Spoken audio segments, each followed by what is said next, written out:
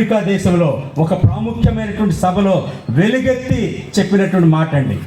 ఆ యొక్క మాటను చేతపట్టుకొని ఇప్పటి వరకు 2300 గ్రామాలకు పైగా సువార్తను ప్రకటిస్తూ 1,50,000 మందికి పైగా వాక్యాన్ని ప్రకటించి వారిని దేవుని వైపుకు మళ్ళించినటువంటి ఒక బలమైనటువంటి సాధనమైనటువంటి ఒక ప్రసంగికుడండి మల్లికార్జున గారు మన మధ్యకు వస్తూ ఉండగా ఆయన సాధారణంగా మనం ఆహ్వానిద్దాం.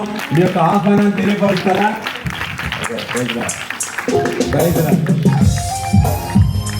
మన వాక్య ధ్యానంలోనికి వెళ్ళబోయే ముందుగా వాక్యం నిమిత్తం మన మధ్యలో ఉన్నటువంటి పవర్ కమిటీ ట్రెజరర్ అయినటువంటి అశోక్ గారు వాక్యం నిమిత్తం ప్రార్థనలు నడిపిస్తారండి.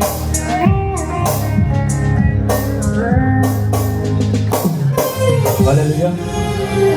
దేవుని నామానికి స్తోత్రం కలుగును గాక.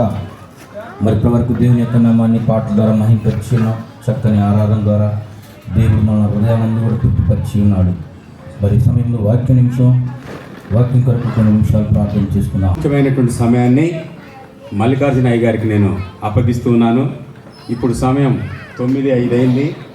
10:15 వరకు అయ్యగారు మాట్లాడాల్సిందిగా. Okay your sufficient time. Thank you.